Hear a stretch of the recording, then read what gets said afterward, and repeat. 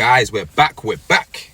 I'm sitting here in my 10-year-old car, still clean, still fresh, because I take care of it, right? It runs great, and I'm not planning to get rid of it anytime soon, unless it completely breaks down or it costs me more to fix than it's worth.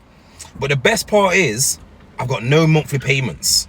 Like, that peace of mind, it's next level.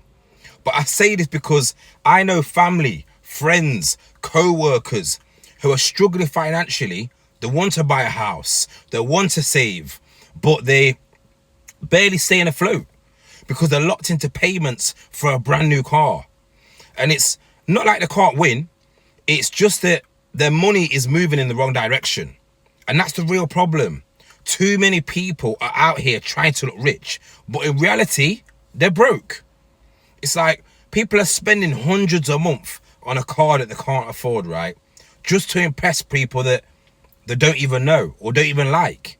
It's like people, I feel like we've been programmed to believe success is about what you drive, what you wear, what you post on social media. But like I said, that's a whole nother story, right? That's a whole nother conversation. Right now, I'm talking about cars because after rent or mortgage, transportation is the next biggest monthly payment for most people. But make that make sense. When you stand and living, is like it's suffering. Your kitchen's falling apart. You're still sleeping on a mattress with holes in it from 10 years ago. You haven't been on a proper holiday in years. And like I say, you want to buy a house, but you can't because your money's tied up into trying to look like you've already made it. But hey, your neighbors think you're doing well, right? That's what it's about. Your neighbor, as long as your neighbors think you're doing good, as long as the people around you think you're doing good, that's what matters, right? You see, most people aren't buying a car for function though. They're buying it for validation. It's their way of saying, look at me, I'm doing well. Even if deep down they're not. But here's the truth though, right? Buying a car to impress people is one of the quickest ways to stay broke for life. Like I say, don't get it twisted now, right? It's totally fine to have a nice car.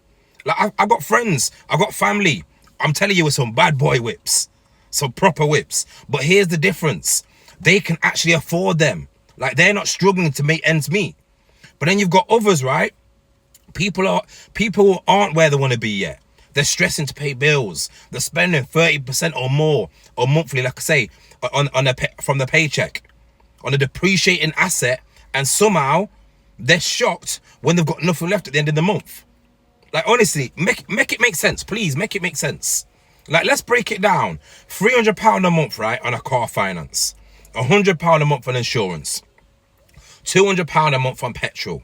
And then if you add maintenance and repairs, depending on what car you got, you're talking about £600-700 a month easy on something that's losing value every single day. And in 10 years, it'll be worth half, maybe even less, like I say, than what you paid for it, right? It's like, just imagine this. Instead of spending £300 a month on a car loan, what if you invested that same amount into an asset like the S&P 500 with an average annual return of 9%? If you consistently invested £300 a month for 20 years, you'd have just over £180,000. But here's the kick, right? You only put in £72,000 of your own money. Like, the rest, that's compound interest and your money working for you. Like I say, it's not against you. That's the difference between putting your money into assets versus liabilities. Now, if you think about this, 90% of the cars people finance today, in 20 years, they'll be scrap metal. Like, literally worth next to nothing, right? This is why wealthy people buy assets first and they let those assets pay for their liabilities. Most people do it the other way around and stay broke because of it. Like, I think people need to understand though, right? Financial success, it isn't about the engine that you're driving, okay? The engine that you drive. Sure, success is subjective. What it means to me might not be the same to you, right? But for me, success is about direction. It's about where you're headed, right? And sometimes that starts with swallowing your pride, skipping an upgrade, and adding and building something that actually lasts, all right? Because I feel like we've got to a place where we don't even respect people unless they drive like a certain car. It's like your value is tied to the badge on your bonnet. It's nuts. But seriously, what difference does it make how you get from point A to point B? Like I say, if you're getting there, that's what matters. If your car runs, if it's reliable and it's paid off, you're already ahead of the game, straight up. But You got majority of people that feel like you need that new plate. You need that AMG badge just to feel like you made it. But if you really want to get ahead, right, you need to drive a paid off car, reliable car, even if it's 8 years old, even if it's not flashy. Okay, this is where people are going wrong, because it's more than 2 years old. Oh, I need to change it. But here's the truth, right? A paid off car equals options. No monthly payments, no monthly payments means that you got more money in your pocket every single month. More money that you can use to build cash flow and finally buy yourself some peace. Okay? And like I say, when I say cash flow, I'm talking about putting your money into stocks, into property, into assets that actually grow, pay you, and open up real freedom. Because like I say, you could even buy a rental property, right? And you can let that cash flow finance your next car if you want to. Like, now that makes sense. Okay, but buying a flashy car with sky high payments while you still don't own a single asset because you can't afford one due to your payments on that liability that you've got that you're driving around, that's backwards, man. That is straight up backwards.